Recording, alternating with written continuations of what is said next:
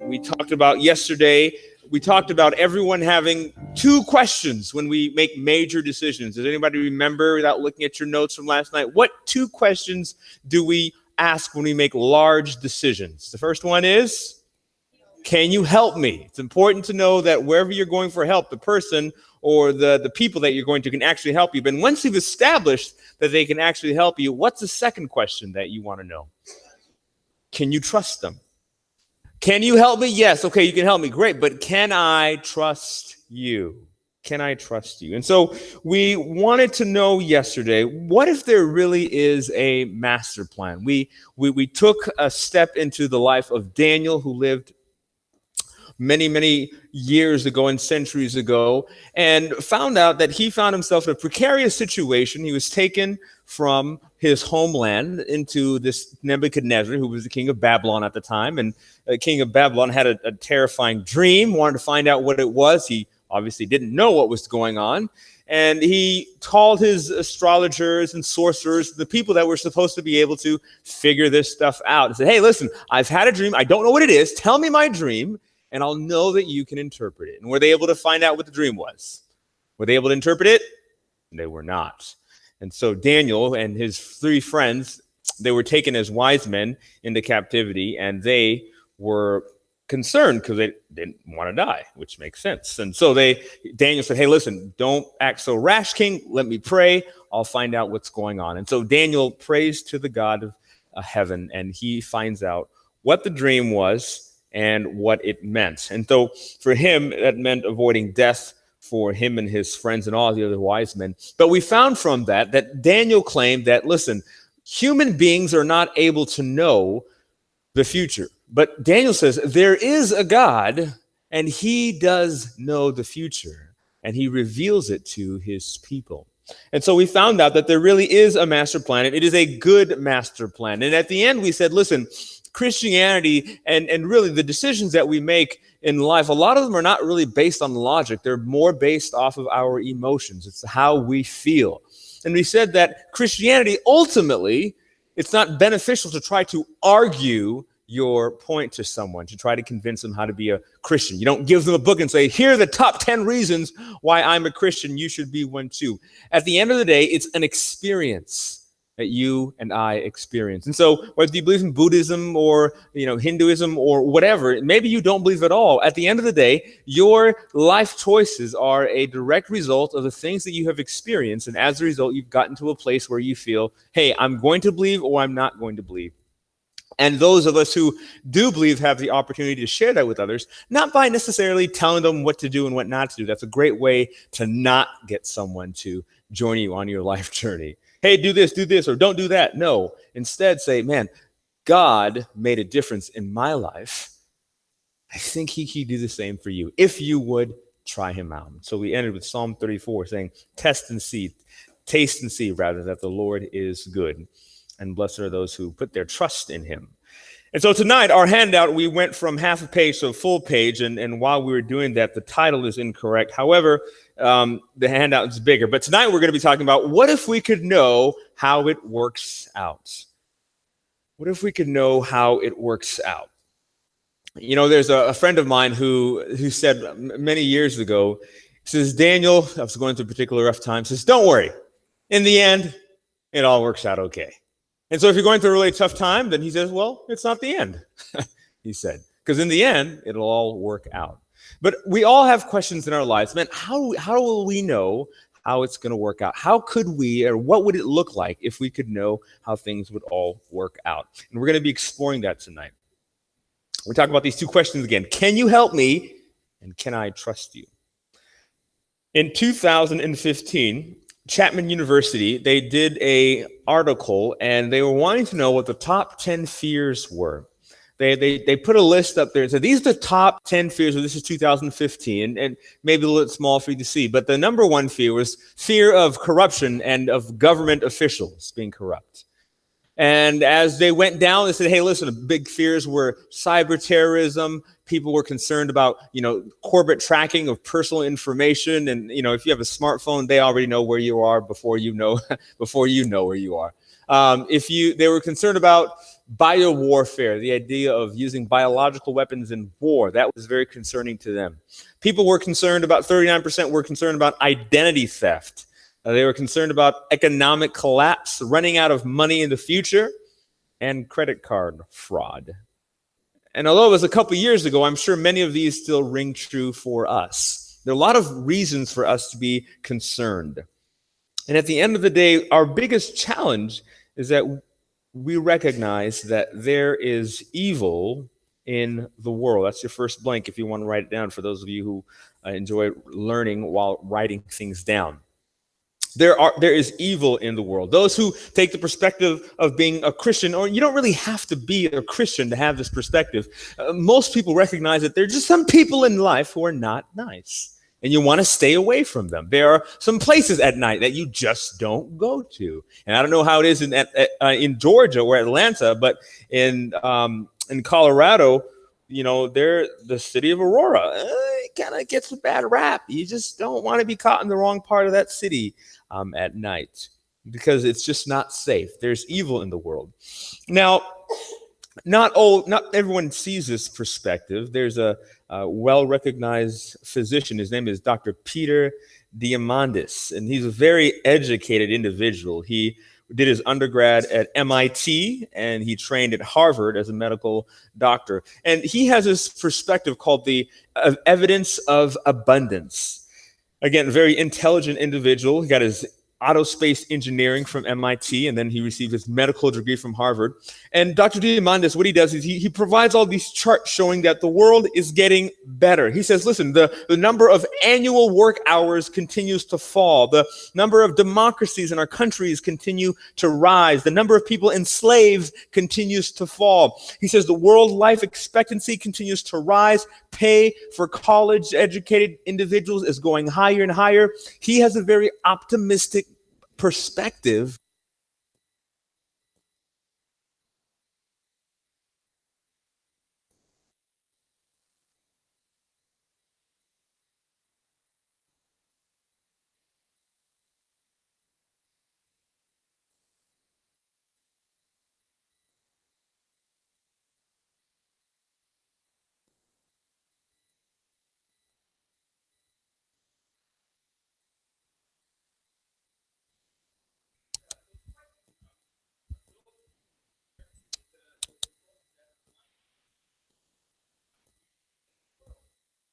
We just say that, listen, as time goes on, things get better and better. Hey, good, the world's getting a better place. It's a great thing. Or should we have the perspective, and maybe you know somebody, and if they're sitting next to you, don't look at them, just keep looking straight ahead. They have this doom and gloom mentality, like the world's gonna end very soon. And they're very pessimistic about things. And the challenge becomes, how should we as individuals who share the perspective of being a Christian, what perspective should we have? Should we have a positive perspective? Like, hey, things are getting better and better. Good. We're making progress. Or should we have the perspective that, it's all going to burn one day. So what's the point? And the truth is, we should have both. Right? As Christians, we should be light, and we should be the salt of the earth. Jesus says that you are to be the light of the world. And so if you're a doom and gloom kind of Christian, then at the end of the day, why would someone want to follow what you follow? If Jesus hasn't made an impact in your life, and you're always sad and moaning, and the economy went down, and look what the president did today. If that's often going to be your perspective, why would anybody be interested in the God that you follow? At the same time, we also need to have the perspective that the Bible does teach that one day all the stuff that goes on is simply not going to be here anymore. So yes, we should be optimistic. Yes, we should be fighting for equality of people's human right. And yes, we should be fighting human trafficking. We shouldn't have the perspective of whatever, it's all going to burn anyway. That's not the perspective you should have. At the same time, you shouldn't necessarily be thinking, well, it's getting better and better and better, and one day we're just going to be perfect. Because that's not a perspective that the Bible teaches. And so we need to be both optimistic and pessimistic, because at the end of the day, there is evil in the world. We tend to live in a culture that's very naturalistic. And a naturalistic culture is a philosophical viewpoint according to which everything arises from the natural properties and causes. And essentially, it denies the supernatural, and the spiritual explanations are excluded or discounted. And this was really made evident to me when I was an RA. I did my undergraduate in Texas. And when I was an RA, one one night I was on duty, making sure students were getting checked in and everything like that. And one of the students says, "Hey Daniel, what time to get off?" And I said, "I get off about 1 o'clock." He says, "Well, come to our room." I said, "What are you guys gonna be doing?" "We're gonna be playing with a Ouija board." I said, "No, I won't be going to the room." I said, I don't mess with that, guys. And I said, "It's not a good idea for you guys to mess with that either." I said, "Oh, come on. You're not like one of those people who think that it's actually real." And I said, "Yeah, I am actually. And if I were you, I would recommend you stay away from that." "Oh, you're such a square," they said. Okay. When I did my final round at 1 o'clock in the morning is my last round. And shortly as I was shutting down the desk, I hear people screaming coming down the stairs, and like they literally had lost their minds. These were the same students that were saying, "Oh, it doesn't matter, the Ouija board, it's just a fun, it's just a big joke." It wasn't. And they learned that supernatural evil exists. That was very clear for them. And as much as we would try to discount these things, there is presence of things that are not very explainable with human terms. Along with supernatural evil that exists, we all would agree that personal evil exists. There are sex offenders that live in our neighborhoods. Young women are abused. Children lose their parents. People are shot and killed every single day.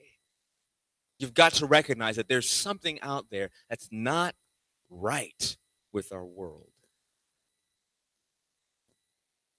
The disciples were concerned.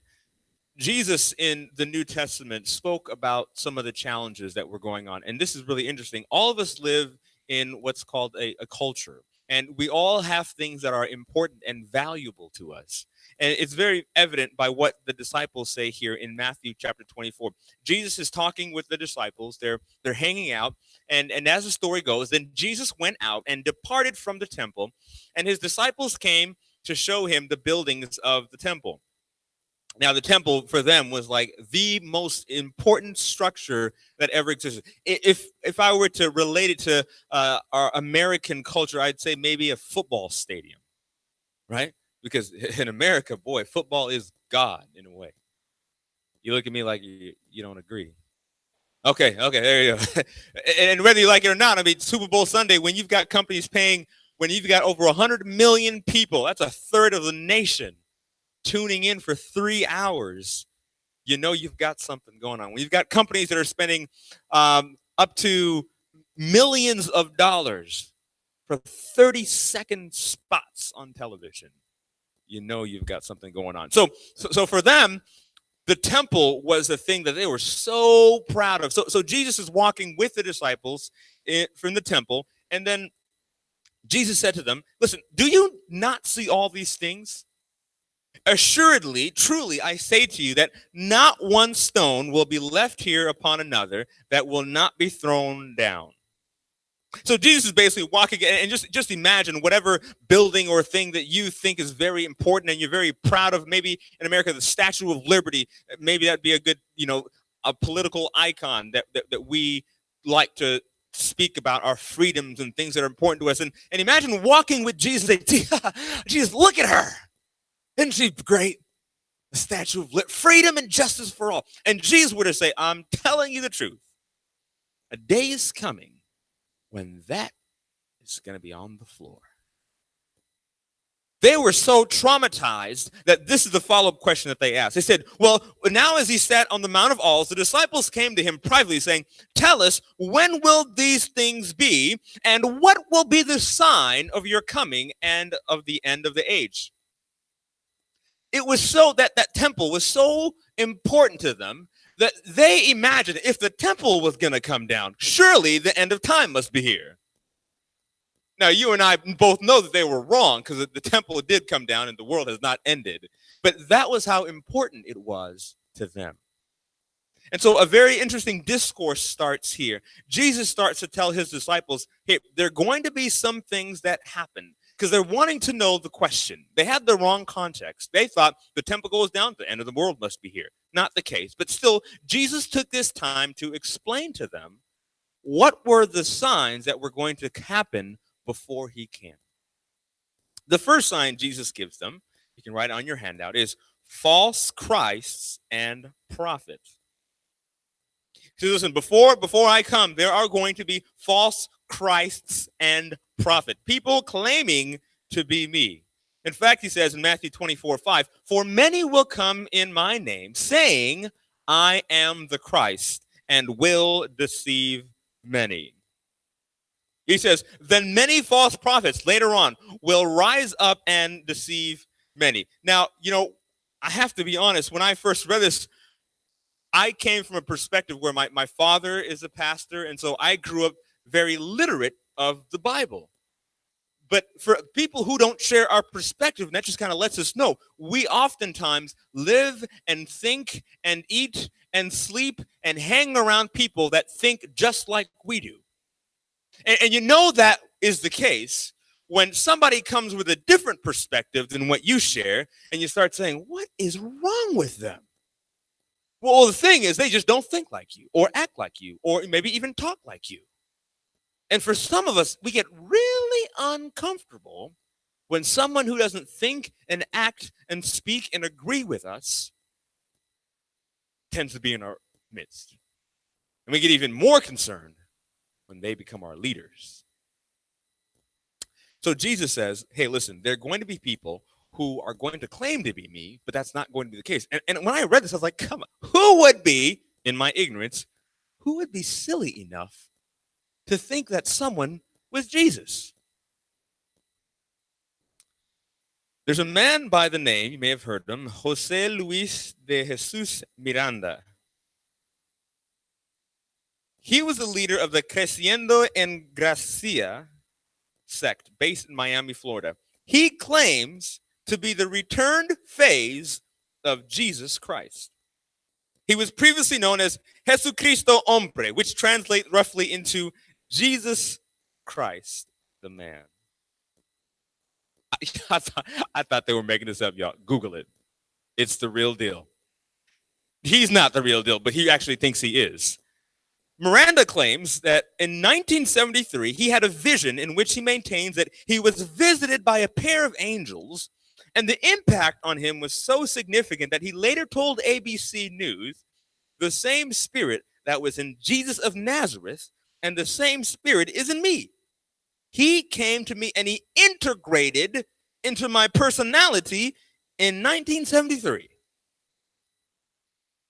But he's not the only one. And it starts to be a problem. If there's more than one person claiming to be Jesus at the same time, somebody's got to be wrong, right? But apparently there are millions of people who agree with these individuals. Jesus said, hey, listen, if anyone says to you, look, here is the Christ, or there, he says, don't believe it. For false Christs and prophets will arise and show great signs and wonders to deceive, if possible, even the elect. Now, the elect are like the smartest of the smartest. And if you think you're the elect, well, you better watch out, because Jesus says, hey, listen, if it's possible, they would even deceive you. Another individual by the name of Alan Miller, and this guy is really interesting. There's a lady, Mary Luck, is with him. They're an item. Apparently, in 2016, he thinks he's Jesus. A man claiming that he's Jesus Christ says that he is sure of his identity because he has memories of his life 2,000 years ago. Alan Miller from Brisbane, he's a former computer systems engineer who said that he realized he was the Messiah after his first marriage ended in 1997. And he began to have reoccurring memories of his life in the first century, according to the Advertiser. And not only is that, interestingly enough, he now is married to Mary Luck, and she has her own story. She actually claims that she's Mary Magdalene, because she says she has memories of her life as Jesus' wife 2,000 years ago. Now you laugh, but these people are getting a lot of money. She says, I have a series of memories. It's just a longer series of memories than the average person that goes on for 2,000 years before the time of my birth. I remember until the first century, right until the time about today. And for me, I know, this is Alan Miller speaking, that I am Jesus. We shouldn't be concerned, or rather, we shouldn't be surprised when these things happen. Because again, if you have the perspective, if you take the Bible as God's word and you say, Lord, this is your truth to me, Jesus said this was going to happen. So again, how what if we could know if it could really work out? Well, Jesus says, hey, listen, before I come, there will be people who claim to be me. Has that happened? The answer is yes.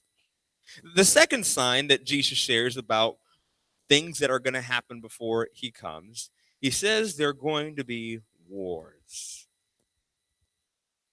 Jesus says, listen, and you will hear of wars and rumors of wars. See that you are not troubled, for all these things must come to pass, but the end is not yet. He continues to listen, for nation will rise against nation and kingdom against kingdom. And if we go into history and just look at how wars have been fought in the world, a historian, Neil Ferguson, says the 100 years after 1900 were without question the bloodiest century in modern history.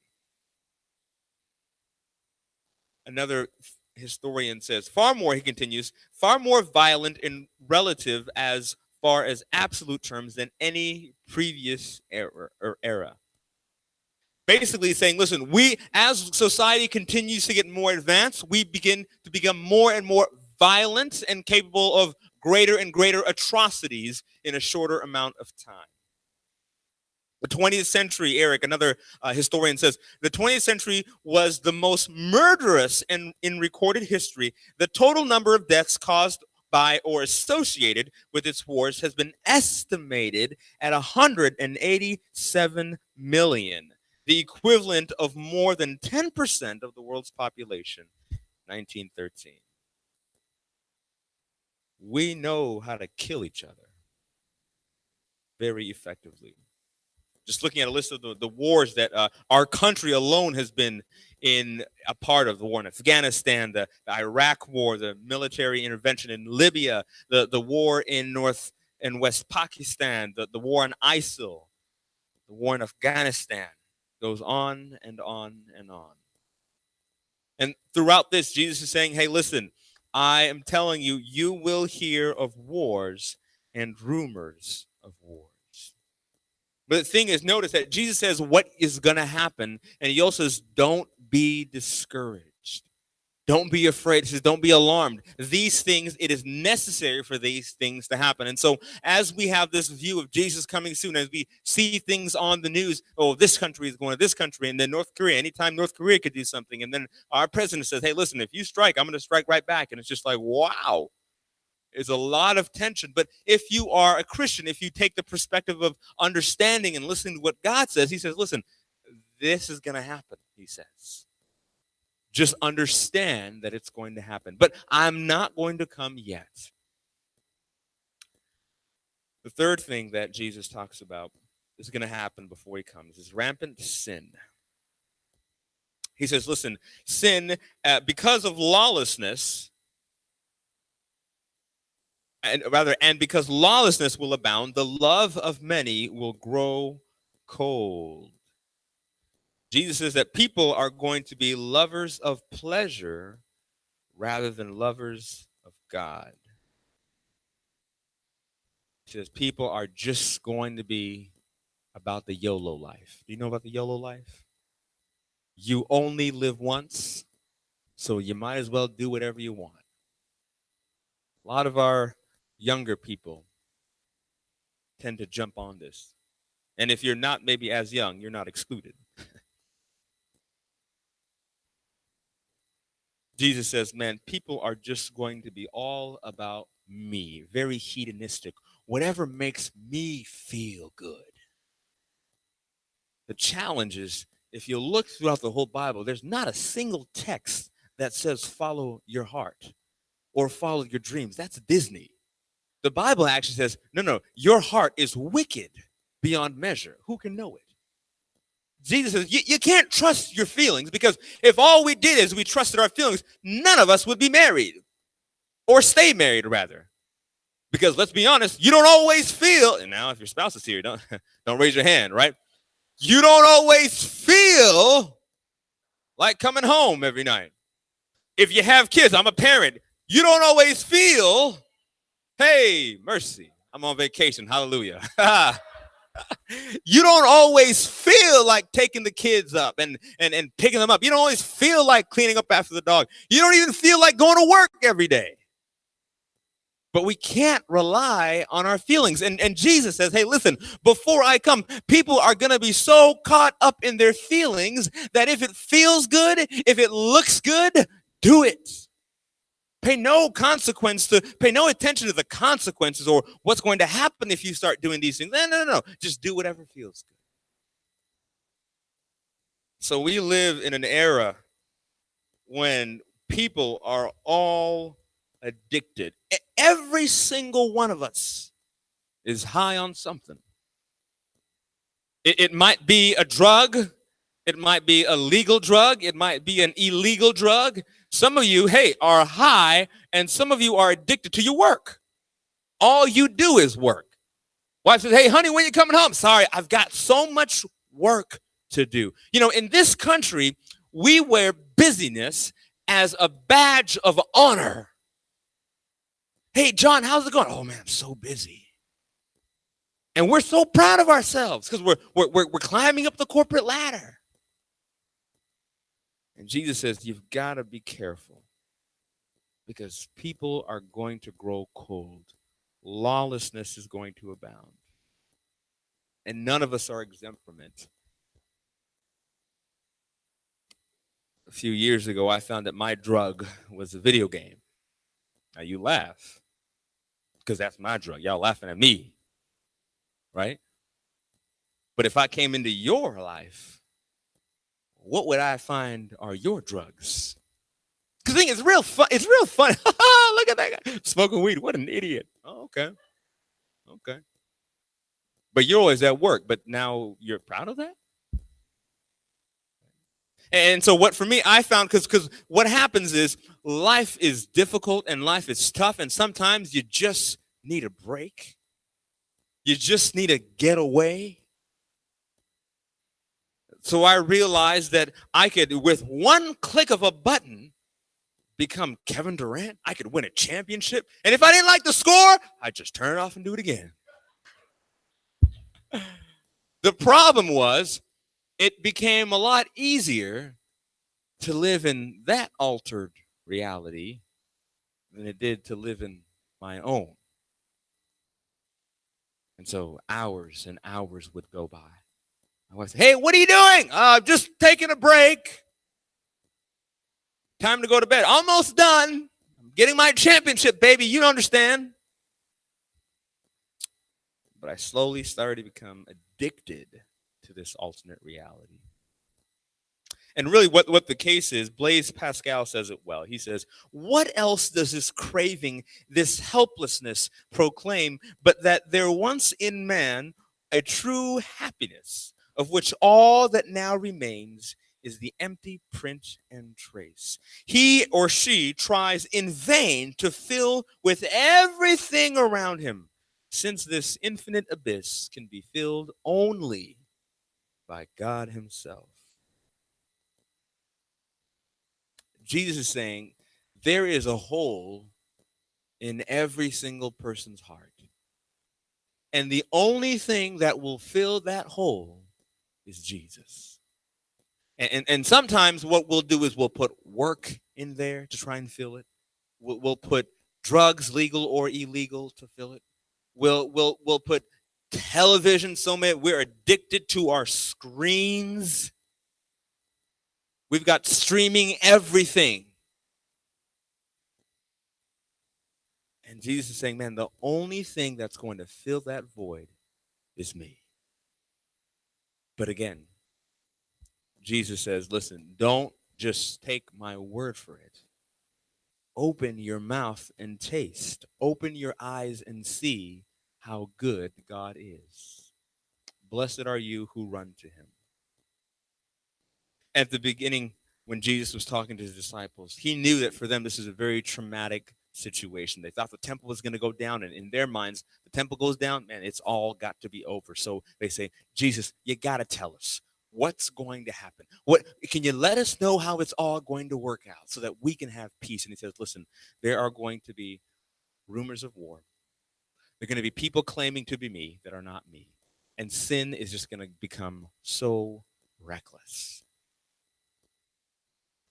And the thing about the Bible, the interesting thing about the Bible is the Bible doesn't just tell about the good things that are going to happen. The Bible is very clear. It tells the story of the good and the bad, and it also gets pretty ugly in the Bible. And Jesus says, hey, before I come back, things are going to start to fall apart. This world is going to fall apart. And ultimately, before I come, he says, listen, people will faint from terror, and at that time they will see the Son of Man coming in a cloud with power and great glory. When these things begin to take place, he said, stand up, lift up your heads, because your redemption is drawing near. Later in 1 Thessalonians, he explains, says, listen, here's how it's going to go down at the very end. There will be the shout of command, the archangel's voice, the sound of God's trumpet, and the Lord himself will come down from heaven. Those who have died believing in Christ will rise to life first. Then we who are living at that time will be gathered up along with them in the clouds to meet the Lord in the air. And so we will always be with the Lord. The truth is, we can know how it's going to work out. Jesus tells us how it's going to work out. He says, here's what's going to happen. And he just starts lining it up for the disciples so that they and us have the opportunity, those who taste and see that the Lord is good, have the opportunity to know, wow, I can finally find peace. I don't have to have it all figured out. I don't have to be in control. You know, many of us struggle with any self-admitted control freaks in the house. People who just have to be in control. I know there are a lot more than I see, but that's all right. Because your neighbors know. Your family knows. But Jesus says, listen, you don't have to be in control. He says, let me be in control. For once, just let go of the driver's wheel. Because Jesus says, if you're honest with yourself, you're not really good at directing your life. If I'm honest, what I'm really good at doing with my life is crashing it. Jesus offers to take the wheel. Says, hey, Daniel, you got yourself in the ditch. Do you mind if I drive? Yeah, I appreciate if you just kind of let me out of that mistake and, yeah, back it up for me, Lord. Yeah, I appreciate that. And then once the engine is rebuilt and the car is safe, we're back on the road. Say, hey, Jesus, I think I can get it. He's like, I'm pretty sure I'm better at this than you did. No, Lord, I got it now. He's like, you sure? Yeah, trust me, Lord. I got this. So I take my life into my own hands, only to crash. And Jesus says, Daniel, I'd love to help you drive. Would you let me? Oh, yeah, Lord, please. I'll never do it again. He says, okay.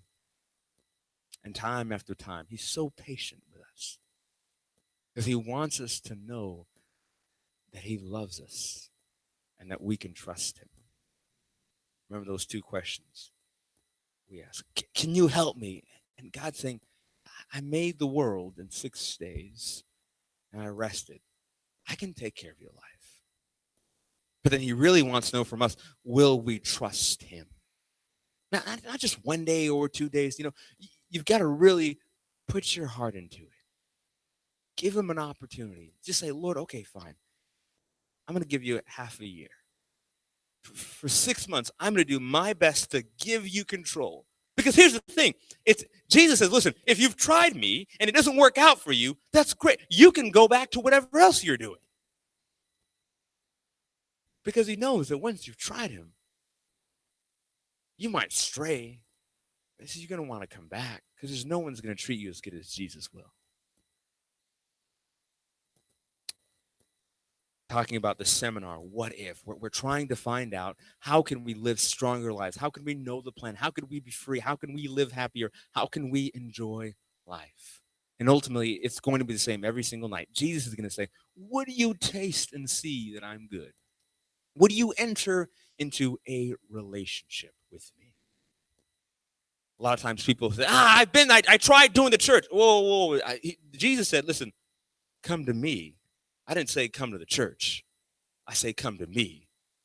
And what will happen is eventually enough people will come together and realize that we're all trying to do Jesus together, and we're all together, and that's what makes a church. But don't get upset when somebody says something that makes you think the wrong way, or they're mean to you, because guess what? They're working out their stuff also.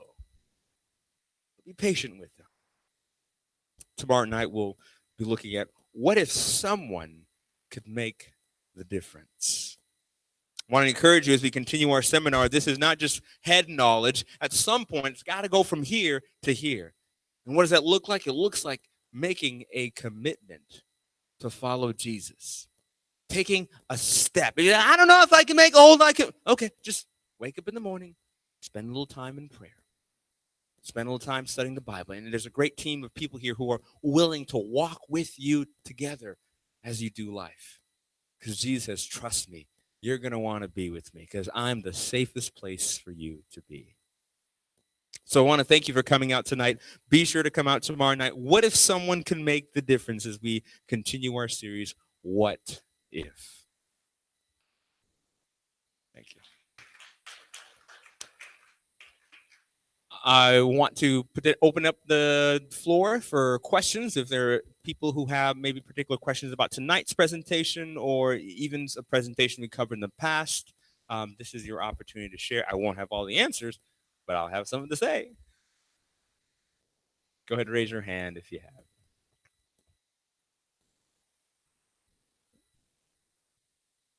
All right.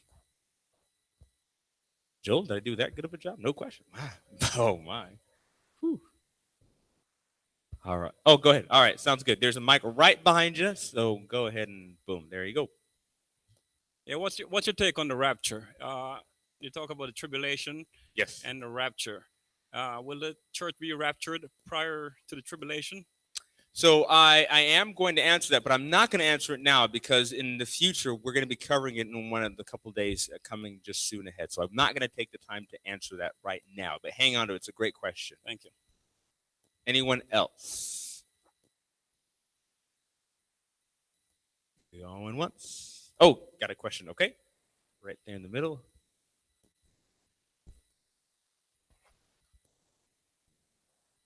The master plan is based on Jesus, right? It's based on Jesus is the savior of the world.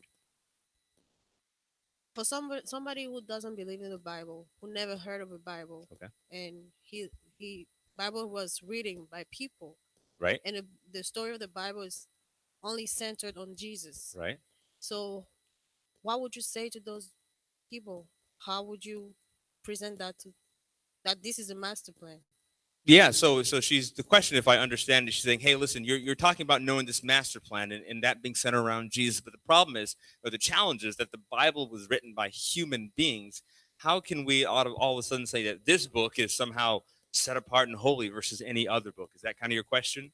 Yeah, and so essentially, again, realizing that the worldview that you have, we'll be talking about that, I believe, tomorrow night. The perspective that you have is going to be based on a lot of things, where you grew up, the different people that spoke to you. If your parents were Buddhist, probably you're going to be Buddhist, right? If your parents were Anglicans, most likely you're going to be an Anglican. And so what ends up happening is that people have to make a choice to change their worldview. And so for the Christian, for us, it's not going to be well, you sit down and I'll explain to you everything. Yes, we can share some facts about the Bible, that it was written over this period of time or different people, etc. But people who are Christians, the standpoint or the viewpoint that they have is that God spoke through human beings, and as they wrote down, their thoughts were inspired by God. And that's why it became the Word of God, because God uses people to proclaim a message.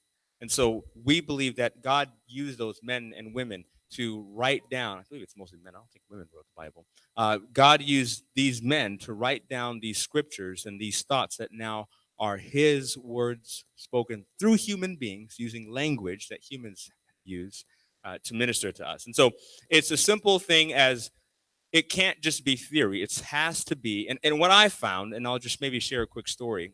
Susan was a friend who was working with me in Target. I worked in Minnesota for a while. And she had claimed to be, religious. I told her I was going to seminary. And so, we had a bit of a relationship. But, we worked closely together.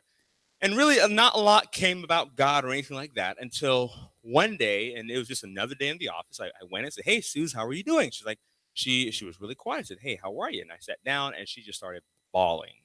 She says, my husband wants a divorce, and she just wept and cried. At that moment, what she didn't need to hear was, "Well, the Bible was written over 6,500. No, she didn't need to hear that. She needed to hear, "It's okay. I'll pray for you." And I took that moment and I said a really short prayer to Susan, and I had to get back on the floor.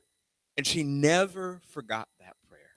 In fact, a couple weeks she says, "Dan, I've always known, I've always known there was something different about you.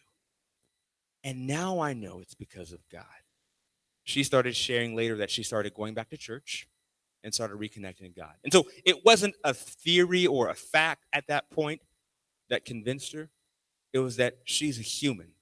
And as human beings, we don't have it all figured out. And there are things that are beyond our control. And when those things, not if, when those things happen in your life, it's very challenging to deal with that with the perspective of there's no God, things just randomly happen, and that's just the way it is. And so her human need came out. And because I was available and I knew Jesus, I was available to minister through that relationship.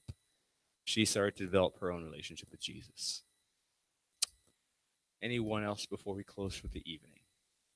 We had a question coming by text that Okay. asked, "Is YOLO synonymous with don't judge me?" Is YOLO synonymous with don't judge me? I wouldn't say they're synonyms. YOLO is basically, it's a lifestyle. It's a philosophy. I'm going to do whatever I want to do because you only have one life to live. So what I would say to that, because someone has that philosophy, it's really easy for other people to say, "Well, that's a stupid philosophy to have. Don't you know better, young man? Stop fooling around. Go to school." And what tends to happen is when you see someone making decisions that you don't necessarily agree with, the tendency is, "That's wrong." And because you care about them, do the right thing. Or if that's a bad thing, why would you do that thing? And what happens is we tend to be critical and harsh on people that tend to have that perspective. And so what we have to be careful of is just because you don't agree with the personality or rather with the lifestyle that someone has, just because you don't agree with it, doesn't give you the right to always say something about it. I think I heard in a church service here earlier, if you don't have a relationship, especially if you're dealing with a young person, if you don't have a relationship with them, hush. You have to earn the right to speak to their life. Earn a seat at the table, and then you have something to say. Joyce Meyer, who's she's a pastor, and she was walking in this shop with a friend of hers. They were on vacation, and he also was a pastor. And this individual, he was not a Christian, and he started cursing and all this kind of stuff. And this is his shop, by the way. They walked into his shop, right? And he said, he let off all kinds of colorful words. And the pastor said, "You shouldn't speak to God's name like that." And Joyce was like, "That's interesting. You're trying to gut the fish before you even caught it." In other words, you don't have a relationship with this person. You haven't introduced this person to Jesus, but here you are all of a sudden trying to fix and modify their behavior because it doesn't agree with your worldview. That's not how it's to be done. Jesus first had relationships with people, and it's really messy work. Trust me, I'm a pastor. I know. I hope my church folk ain't listening, right? But it's not easy work because people come from wherever they come from. And what you've got to say is, "Hey, sister, brother, how are you? I see that you're hurting. I'm hurting too. I may not like your scars, but it's not for me to judge your scars because to Jesus, brokenness is brokenness. We don't judge, well, you're a broken 5 and I'm a broken 2. Well, at the end of the day, any brokenness that's not healed and forgiven is going to end up in destruction. So the humility is important, especially with our young people, because I'm starting to not be as young. And I'm starting to see some of the things that our young people do. And I'm like, you're kidding me. There was a challenge that's going out called the Tide Pod Challenge. Have you heard of that? They take literally detergent that has been put in small plastic pods literally, and Google it, Tide Pod Challenge, and they swallow detergent. Another one that they had, they take guns, and there's someone has a microphone. There's a question over there. People take guns and they pull the gun out on their friends, but they don't shoot. But a kid got his head shot because he took a part of this challenge. Very stupid things. But let's just be honest. We did stupid things when we were young, didn't we? And some of us are still doing stupid things. We just call it different words because we're adults. So again, the tendency has to be, okay, I feel like slapping you upside your head, especially if it was your child, right? If it's somebody else's child, yeah, I always knew they didn't do it, But if it's our child, ow! But what should you do? Son, do you know that this is wrong? Do you know why this is wrong? Do you know that I love you? Do you know that you're grounded forever? No. And so the tendency is to really come down hard on them. But Jesus says, be gentle. Don't judge them. Love them. Educate them. Show them natural consequences. Go ahead, your question. My question is, how much of the Bible it has an influence in the different denominations? So your question is, how much influence does the Bible have on different denominations? Yes. Well, that's an interesting question. See, the biggest challenge with the Bible is that the Bible, the words are there, right? They're right there. Everyone can read them. The challenge becomes, how do you interpret the Bible? How the Bible's there, it says what it says, but what does it mean is called interpretation. What it says, everyone can read what it says, but the question is, what does it mean? And so what happens is different theologians from different denominations interpret the Bible differently, and therefore they end up at different conclusions. It's just like wearing a pair of glasses. If you wear glasses that are blue, everything that you see is going to be tinted in the blue. But if I wear red glasses, everything that I see is going to be through that framework, and I will tend to see something that's red. And so the challenge becomes, well, this church says that, and my church says this, and we both think we're right because we're reading from the Bible. And so what you then need to do is you need to learn how to interpret Scripture. Learn how to go from cause to effect, using the Bible to interpret itself. And then you can come to, I believe, more biblically based answers. So anything? Oh, go ahead. Right in the middle. Who's going to get him the mic? All right. How should you use Ellen White writings when studying Revelation, or should you? Boy, now the heavy stuff. Okay, how should you use Ellen White particularly as you study Revelation, or should you even? Well, that's an interesting question. Ellen White, how do I want to do this? Ellen White said that, that's a great question. Ellen White is or was a woman who helped found the Seventh-day Adventist Church. She was a founder. And we don't have time to do a whole Bible study. But in the Bible, there were prophets. Prophets were men and women who were used by God. And I'm happy to send out a PDF to Pastor Joel, and maybe he can send it to you all. But there are different tests in the Bible that you need to apply to a prophet. For example, if you're a prophet, and if what you say does not come to pass, could you be a true prophet? Nope, you're a false prophet. And so what ends up happening is that if you apply the test of a prophet to Ellen White, she passes those tests, and so she was a prophet. Now, the challenge becomes, you've got a prophet in the Bible, because we, as Christian Seventh-day Adventists, we believe in the Bible and the Bible alone. That's what gets us to heaven. Ellen White does not get me to heaven. She does not get me to heaven. The Bible gets me to heaven. And so as that goes along, Ellen White came along, and what happened is, and this has happened historically in the Bible, God's people don't do a really good job of listening to God. And so God sends his messengers to tell his people to get back to what they need to be doing. Ellen White is no different. She essentially is an extra biblical prophet, not in the Bible times, not in the biblical canon. She's outside of those times, but she's pointing people to go back to the Bible. She says so herself, I am a lesser light pointing to the greater light. And so Ellen White, and the challenge with people who write about the Bible anyways, is that it's very easy for us, quite frankly, and it's a bit of a harsh statement, but Adventists, Christian Seventh-day Adventists, and most Christians in general, we're becoming less and less biblically literate. We're becoming lazy students of the Bible, to the point where I don't want to have to wrestle the text myself. Let me just read what someone else has to say. And so we read our 5-minute devotionals, and it's just like, you think a 5-minute anything is going to get you strong? Is a 5-minute breakfast going to keep you nutritionally stacked for the day? A 5-minute workout going to get you strong? So why do you think a 5-minute Bible study is going to get you strong for your faith? Or a 5-minute devotional? And so what we need to do is to learn how to wrestle with the text in itself.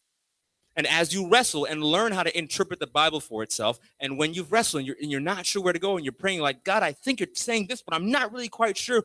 Where can I get some clarification? Then turn to Ellen White and say, okay, what? Okay. Oh, so that's what she's saying. But never is she to be used as the end all. And I see a lot. Ellen White says this. I'm like, that's great that she says that. But again, we need to be thus saith the word of God. Not thus saith Ellen White, because Ellen White's not going to be at the gates letting you in. She's going to be right with you saying Jesus and Jesus and only Jesus. One more question. Exactly. So she's being used. She's saying, hey, listen, I'm being used to help explain certain things. But then she says, listen, you wouldn't need me if you studied the Bible. And if you did what you knew, you wouldn't need me. The only reason she's there is because we're obstinate and stubborn and stiff-necked. God's words, not mine. Okay. Anyone else? Going once. Going twice. And all right. Thank you so much for coming tonight. Please be sure to mingle, say hello. Don't be afraid to meet someone you haven't met before. And we'll see you tomorrow night as we talk about what if someone could make the difference. Thank you so much.